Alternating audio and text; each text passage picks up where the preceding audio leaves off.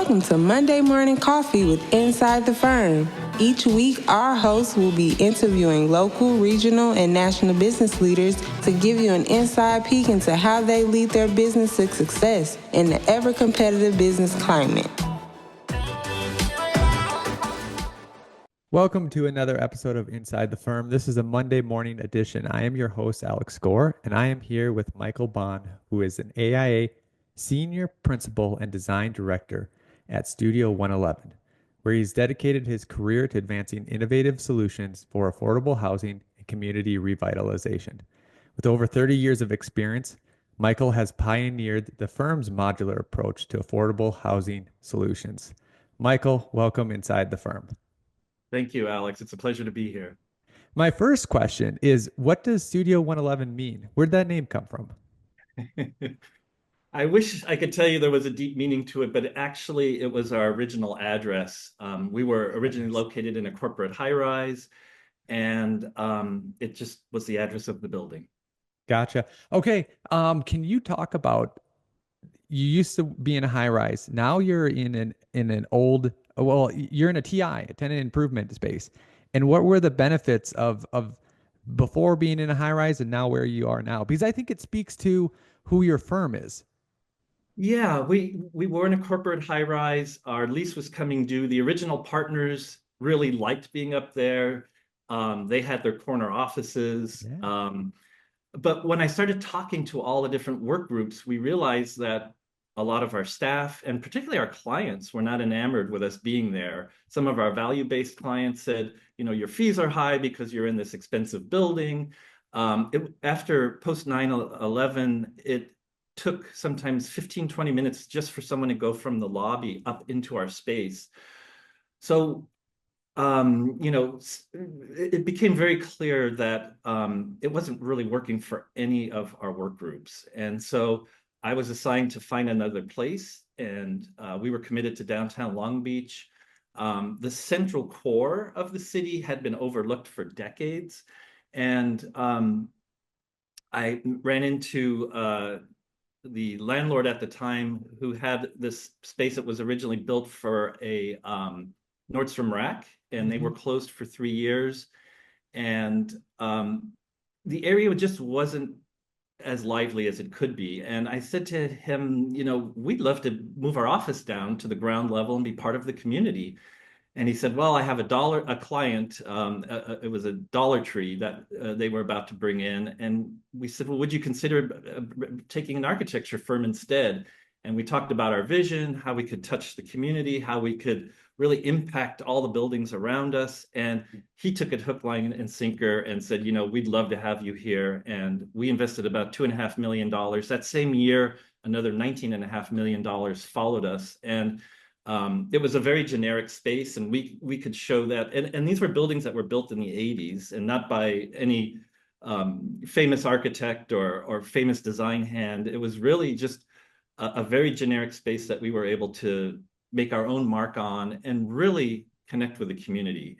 So it's been a really great experience for all of us. And before, we were on 2 different floors in the tower. We were disconnected. We didn't talk to sometimes other partners for weeks on end. Now we're all in under one roof on one floor, and it's just really created a sense of community, a sense of innovation, and a sense of collaboration. So it's amazing how a space can really influence culture and bring about change and bring about positivity to the community. Yeah, and for those just listening, if you are on YouTube, you can see he's in his space and it looks very dynamic and open, and like you did a great job. It reminds me of, maybe it was Rem Koolhaas, but they were talking, some architecture book that we had to read in college, was talking about the Lower East Side. And one of the reasons for its resilience was basically 14-foot tall, ceilings. And you could basically, it doesn't matter what you put in there. You can put anything in there. It could be a warehouse. It could be a store. It could be an office, just because of that. And this almost seems like a modern day, flip on this, these old malls and stuff that might be, keep going away because of Amazon and all these other things, that they can become vibrant places. Yeah, we've done over 3 dozen adaptive use projects, and we thought that this really aligned with our mission as well of why don't we move into an office and adaptively reuse it? And instead of it being a place for consumption, it's a place of production. And it's been, like I said, a really good story for us. And we were concerned about how our face would look to the street. We didn't want it to be full of desks that look like an office. So we have a gallery at the entryway, Mm. which exhibits artists' work, sometimes our own work, and it rotates. So it feels more like a gallery space for people walking along the street. And then we also have a street presence on another street, and that's our hospitality kitchen. So we have people coming in asking for a menu, and that's great because we want it to feel like a retail space. And that's where our staff goes to dine and eat. And we have these giant doors that open up to the street, and people can dine outside just like a sidewalk dining experience. So, So so it's your firm's kitchen, but people just like are just tourists and walking by and be like, okay, let's just eat here. yeah, Yeah. it feels like a restaurant. And so and that was really what we wanted to do, is really feel like we were part of the retail urban vibe of the community and not be this cloistered, closed in office. That's very cool. Uh, let's go backwards a little bit. Can you talk about your journey of, where you went to school and how you got to Studio 111? Yeah, you know, I grew up in Long Beach and in an area that was developed pre-war. What was really interesting for my friends and I were that we all lived in different houses. Some lived in an old Spanish home, others lived in craftsman homes. And then there were these mid-century houses that were designed by Ed Killingsworth and Paul Tay. They were local, really famous architects. And I just started gravitating. I love all forms of architecture. And I think that's why adaptive reuse is so important to us, because we like to retain some of the history that's been in our city. But I really gravitated to these mid-century homes and office buildings and restaurants. And I think that love for modernism and this indoor-outdoor relationship really inspired me to become an architect. And then at the same time, my parents are both immigrants from Germany, and they immigrated first to Canada and then to Long Beach. And we didn't have any family here, so we would go back every 2, 3 years to Europe. And I have family in Munich and Cologne and Berlin, and that's where I really got to see how cities work. And so this love between architecture and good urbanism really kind of grew from my background. And then at the same time, I love solving problems. I love building things ever since I was a kid. And so being an architect just lets me have an extension of my childhood. I get up every day and I'm just really motivated on what we do and how we do it. And innovation is obviously a big part of what I am really interested in. And every day is just a fresh new day and something that I look forward to. So from there, I went away to college. I swore I would never come back to Long Beach. I wanted to work in a bigger city. I studied abroad my last year in Fontainebleau, and then met somebody who got me a job in India. And I was just gone for 8 years, and then I ran out of money, and I had to come back home and live with my parents for 6 months just to kind of Nice. recuperate. And I really fell in love with the city in a different way. I think it was important for me to get away, see the world, and come back and see what gems were here within our downtown and within the city overall. And so I moved here. I worked in various design firms in Southern California, and my previous firm was really focused on urbanism and architecture and really enjoyed it, but it was in Pasadena. I had 2 young kids, and it seemed like the commute was just keeping me away from my family. And one day we were working on a mixed use project with another firm. I was developing a very strong housing background, and this other gentleman, Alan Pullman, had just started a studio in Long Beach and coined the name Studio 111. Yeah. And he was working with us on a project, and he really had a strong retail background. And so we were trying to figure out how to create this walkable community that's mixed use. I was speaking from a housing perspective. He was speaking from the ground floor level about how retail can help. And I thought, this is a really interesting guy. I really like his vision. He's in Long Beach, and I think I'd love to work for him and and and see what kind of impact I can make in my own city, as opposed to driving every day to a great firm. Could I work in a firm in my own town, and then instead of being on the road, contributing my efforts to making our city a better place? And so that's how we met, and we've been, gosh, partners now for, well, I've been here for almost 19 years. We've been partners probably for at least a decade, and it's just been a great relationship and a great collaborative process. I'm going to ask if you have any experience in this certain typology, but if you don't, I feel like you have enough background, enough history to kind of speak upon it. So the typology I'm talking about is just the suburban strip mall. And we can go back to the 70s and 80s where, low ceilings, very long, but then to some newer ones in the 90s, early 2000s, and maybe even the teens that are done actually pretty well, meaning there's a walkable nature to it and all that. And what I'm seeing lately, there's one, I believe it's called, I think it's the Flatirons Mall in north of Denver, between Denver and Boulder. And what they're doing is they've already added, Lifetime Fitness. There's an REI. There's, obviously the normal food stuff, but then also they're adding a portion with apartments and things like that. And I think a lot of people have combined those. And the reason I asked is because you said, housing and a retail person. And a lot of architects and planners intuitively, I feel like, want to just put the housing right on top of the retail. But I'm sure that there's pro formas, there's building typologies and issues like that. Have you come across those conversations, and where do you think this could go? Well, it's interesting that you mentioned strip malls. There is a city next to Long Beach that has quite a few strip malls. They aren't reflective. The retail in them, they've been owned by the same family for 40 years. The retail that's in them isn't necessarily reflective of the community, and the city is looking to us to see how we can transform them. So there's two things we're looking at: is how do we update them? How do we make them maybe less car centric with having the cars on the street? Can we lose a few stalls to create places for people? So if there's a restaurant in the strip mall, is there outdoor dining? Is there a place for families to hang out and eat and maybe have an extra drink and just enjoy the great weather we have here? So we're looking at adjusting retail. And in fact, we actually have looked at certain gyms that maybe they have outdoor workout spaces, that bringing people from inside the building that many times is hermetically sealed and bringing them out to the outside, to the street. Because when people drive by and they see people, I think that's stronger than a sign. Seeing people outside enjoying whatever they're doing is a better sell than just having a sign saying, we're a restaurant. So that's maybe a light touch component to what we're looking at.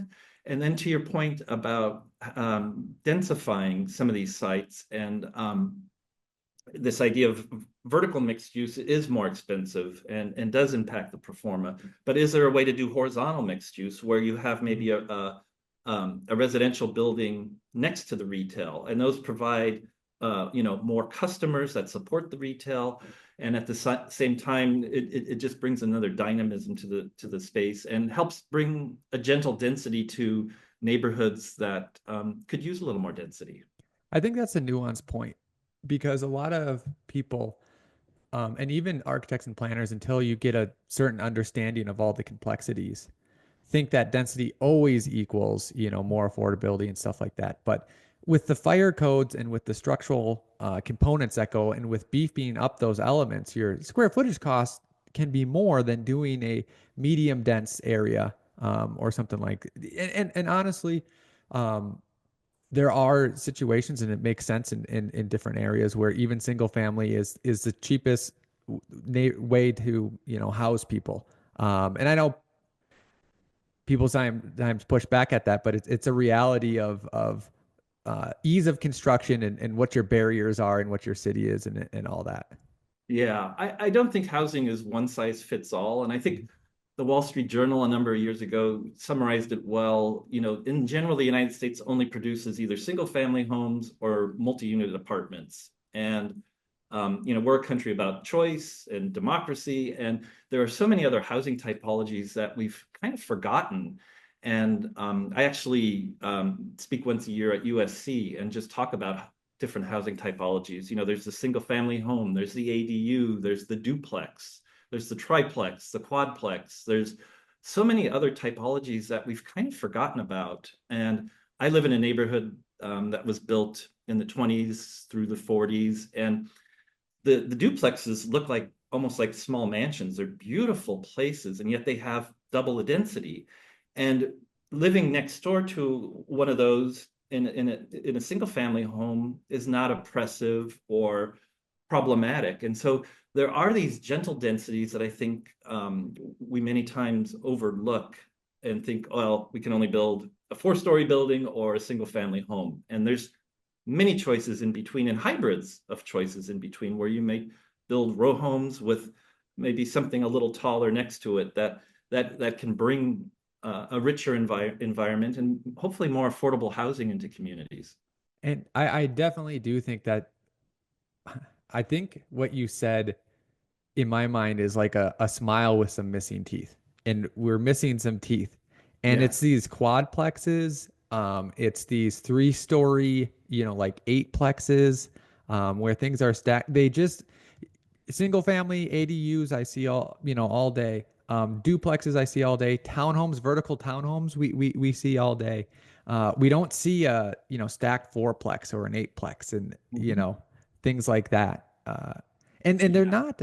I The reason why it's a missing smile is because some of my friends went to the U of M and I'd visit them, and like that's what it was. People would just they made those. Who knows when those were built? 70 years ago, but we don't make them anymore, really. Yeah. Um, the previous firm I worked at, I worked with Stefanos Palazoides at Mullen Palazoides in Pasadena. He came from Greece here, and he saw these beautiful courtyard housing projects that were built in the 20s and 30s. And they literally are many times townhomes arranged to make a courtyard or stacked flats. And he looked at them and he said, these are 70 years old, to your point, and yet they have small kitchens, they have older bathrooms, they have many of the amenities or lack the amenities that current housing provides, and yet they're getting 1.5 times more rent. And it's because the scale is right, they fit into communities nicely, and there's this sense of community where folks come into a shared courtyard and live together. So it was just so interesting to see that something with older amenities that weren't current with the existing housing market was actually getting higher rents per square foot. And that I think that's a hidden amenity or a hidden housing typology that could fill in these gaps between low density and high density, and be very desirable and have a good economic output for developers. So It's weird too how, thinking about these typologies and how they work, and going back to, where the car is parked, and a little nuance. I don't even know why I'm bringing it up, but I lived in New York City for a while, and I can tell if a photo of an interior is somewhere in New York City, and this probably isn't always true, but if you know New York City, they'll update, the rooms, Airbnb, but you'll always see this fridge that is older than everything else and smaller. And it's because they don't want to bring a new fridge up the stairs, because they can't bring a new fridge up the stairs. yeah, yeah. So they always have like a fridge from like 1999, and then they have all new cabinets and countertops. And and of course the more affluent ones can figure it out, but the people that are just patchworking it together are like, oh, there's no way we're getting that fridge out of here. Yeah, yeah. Going back to the courtyard housing analogy, we looked at a project on Pine Avenue a few blocks from us that actually was 2 retail buildings. And as you know, retail is shrinking. Physical retail stores are shrinking, and so we actually converted those. We took their very long buildings at front of the street and divided them up into townhomes and lofts. And then we added another building up fronting the street that addressed the street and brought in a few more units.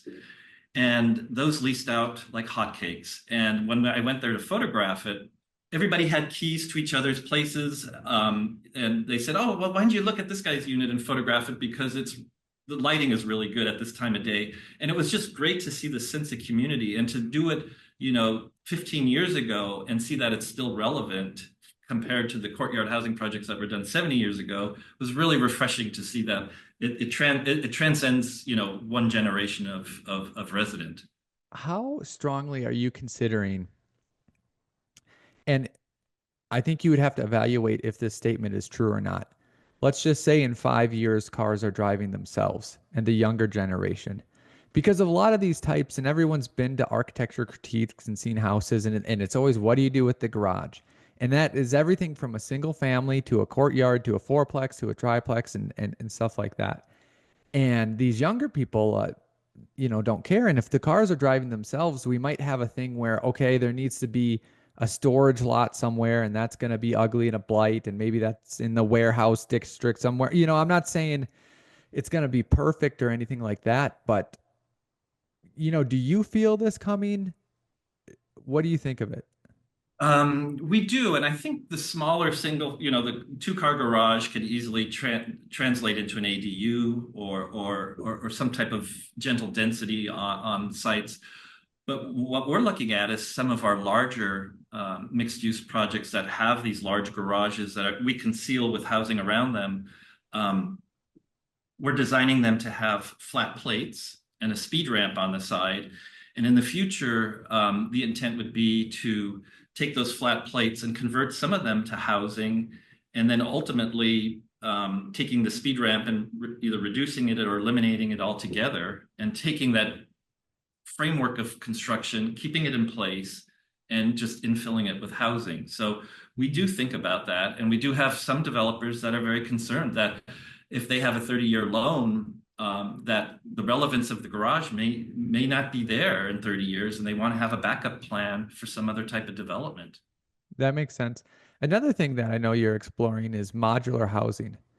What are you doing for projects there, and what kind of difficulties or benefits are you seeing? So modular is an interesting term. We've actually worked with shipping containers, metal modular, as well as wood modular. And we have done what's called flat pack and volumetric modular. And we have found over the years that modular has a place. It works really well with affordable housing. With affordable housing, there's a prevailing wage. There's a lot of complexity with financing.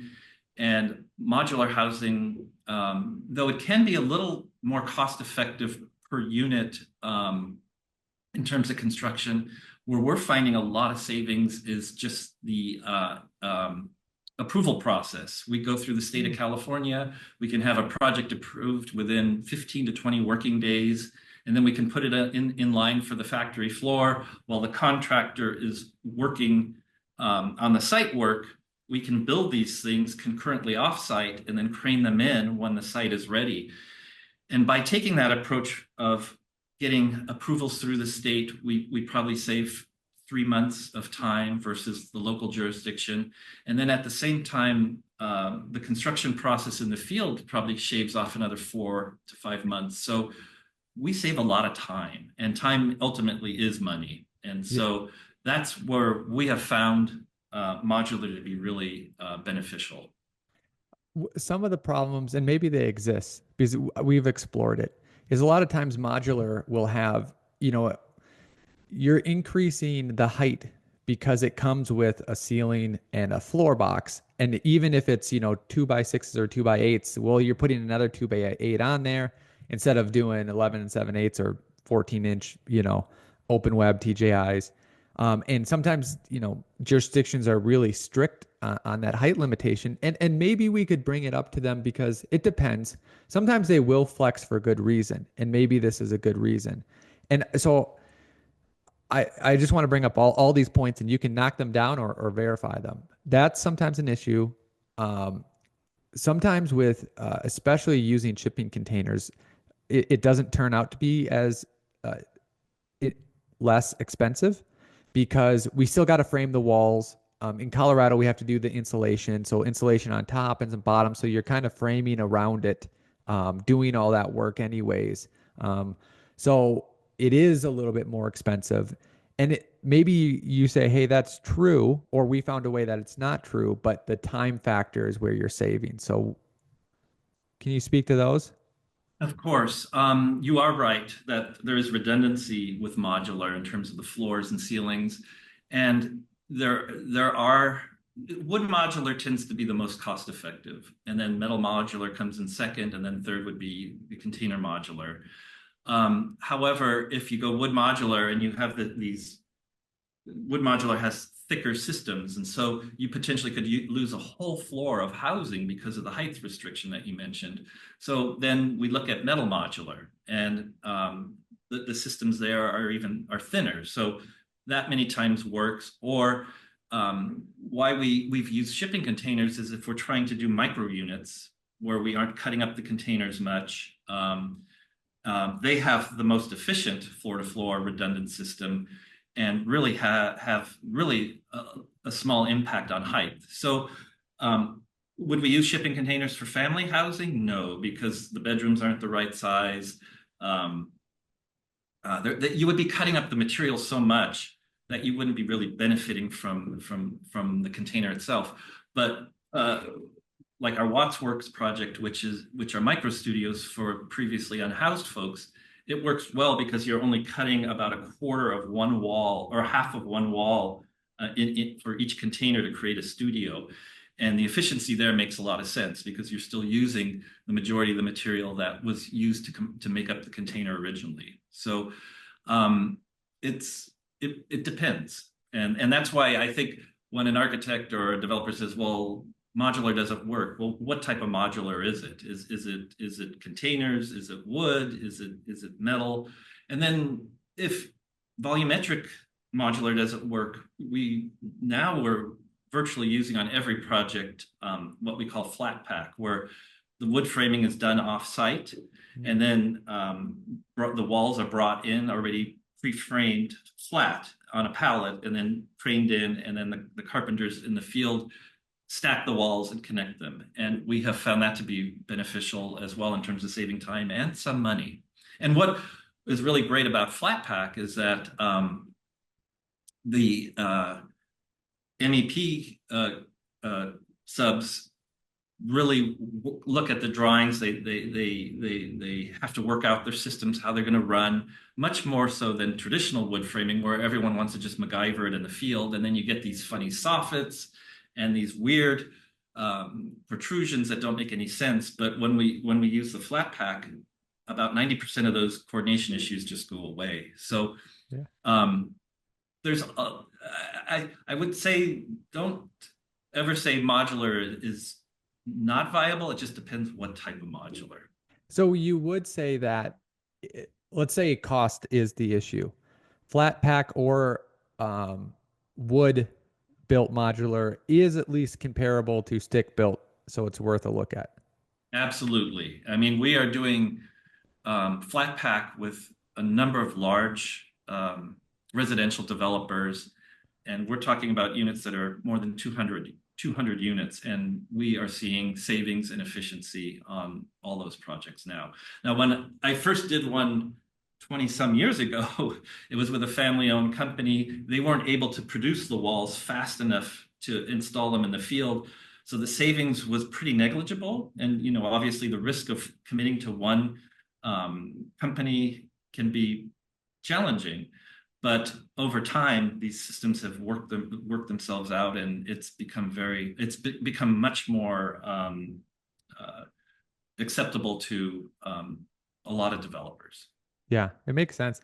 And it makes sense that their system would advance, because if you see how advanced the truss making systems are, and if you can have a large truss because of a roof truss, it's like, well, I bet you they could figure out a wall's only 8-9 foot tall, 9 foot tall. They could, I'm not saying it's exactly the same, but it's probably pretty well figured out. Yeah.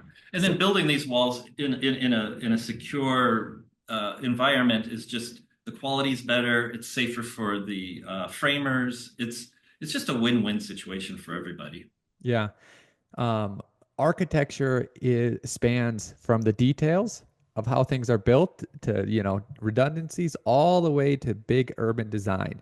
and it seems like you know both. So tell us, what is this downtown design district initiative, and what are you doing in Long Beach? So the design district really came about post-pandemic. Downtown Long Beach has a flourishing downtown. It had a lot of office workers, and what we found with the outcome of the pandemic is that people can work at home and want to work at home. And so, unfortunately, for a lot of downtowns, such as ours, we lost two-thirds to three-quarters of our office workers that were coming into downtown to work and weren't doing so anymore. And in doing so, that really had a negative impact on our street life, on our restaurants, on our bars, on our retail.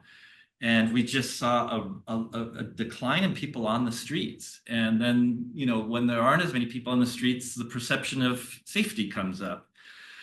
And our office as well. We have a mezzanine that we built when we built the space out, because we didn't all fit on the ground floor. Well, when we went hybrid, we didn't need the mezzanine space anymore. We took everybody that was up there and we really consolidated them on the ground floor to keep that energy and that buzz and excitement.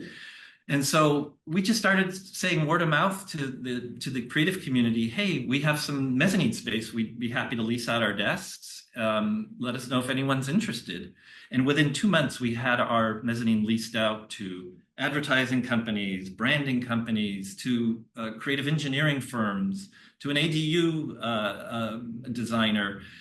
And we realized that the office market wasn't dead. It was just changing, and that there was still an interest in office space. It's just more like our space as opposed to a conventional high-rise building with drop ceilings and kind of carpeting and a more generic environment.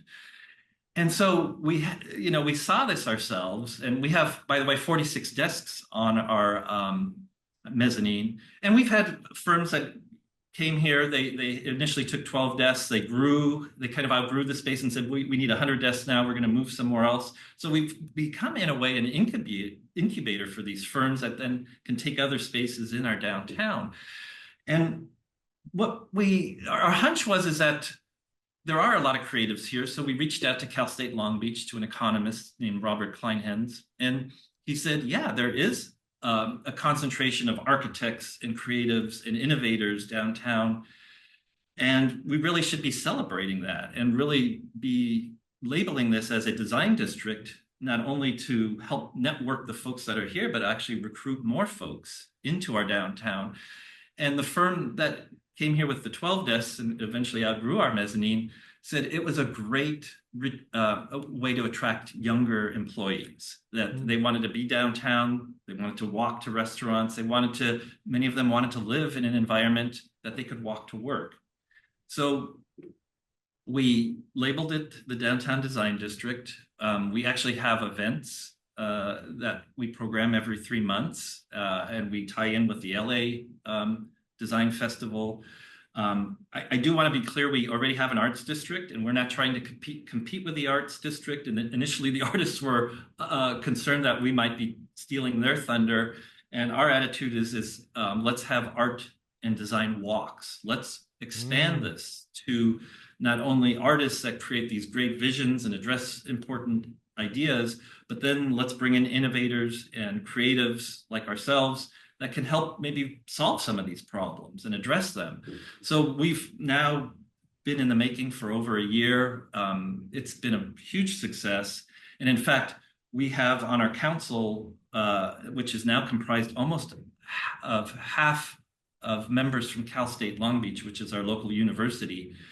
They have been wanting to have a presence in downtown Long Beach for, at least 15 years.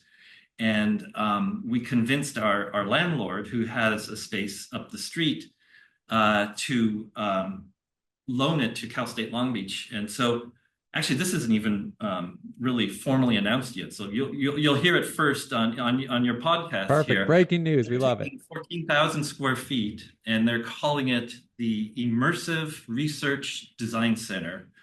And it's going to be where students can have room to try out different things that are design focused, that impact cities. And they have this space to do it, where faculty members can come and the private enterprise can come, and there's this cross-pollination now that naturally can occur that couldn't occur before when Cal State Long Beach, which is located on the east side of our city and is fairly internally focused, is now really focused within the design district. So it's a major coup that we're really proud of, and more to follow over the years. I think that's absolutely phenomenal. Two things that I've seen that have absolutely dramatically turned around downtowns that didn't have as much life as they could was a nice boutique hotel, and then an offshoot. The first one in Fargo was a boutique hotel, and then the architecture school came in, and you just the ripple effects. You can just imagine. Another Longmont here is getting their nice new boutique hotel. That's just going to help everyone out. So those two things, I'm just so excited to hear because I feel Yeah. like they make a massive difference.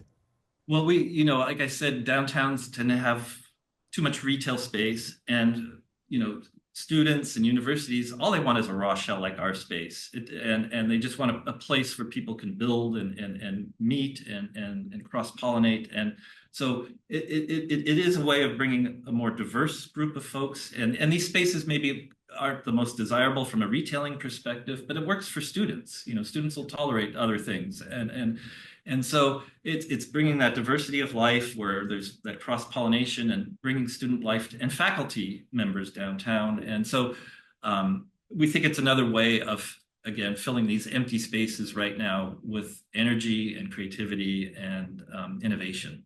Well, perfect. Well, as we wrap up here, Michael, anything you want to leave our audience with, feel free in any way. If they want to connect or follow you or your firm, the floor is yours. Well, I've been really lucky that I've been able to pursue what I'm very passionate about. And I would just encourage young folks to try to find what they're passionate about, and don't try to follow a mold, but find what you really believe in, be it community work or innovation or just really good design in general. And if you're good at it and you're passionate about it, you'll find a place in the business community or in the nonprofit world or in the academic world to fulfill those goals. And we work a lot, particularly folks in the United States. We're workaholics, and I think finding something worthwhile and fun and something that you're passionate at is really, really important, because you do spend so much of your life doing that. And I think the last thing I'd end on is, always trying to look for innovation to solve problems. We have right now a glut of office buildings, and we've completed 5 office to housing conversions. And I think trying to find a problem and assign a solution to it, in Southern California, as in much of the country, we have this glut of office space, but at the same time, there's a need for housing. And if not all buildings work as housing, but if we can get enough of those buildings off the market and convert it to housing for folks, it'll help strengthen the office market. It'll help bring maybe residents to office districts that are dead on weekends and at nights, and it just becomes a win-win-win situation. And we have 3 on the boards right now. They happen to be all in Long Beach at the moment, but they're buildings from as old as the 1920s, and beautiful old brick buildings, to a building that was built when I was practicing as an architect in 1987, and just has lost its way and lost its relevance. And it now has the opportunity to become housing and to be reused and to bring life back into community. There's also just lowered embodied carbon by saving these buildings, as opposed to dumping millions of pounds of waste into the waste stream. And they just continue this idea of history and what was in a community, and giving them a new life, and just bringing continuity to a place, which I think is important. Awesome. Well, thank you for your time, Michael. We appreciate it. Well, thank you. It's been an honor to speak with you today.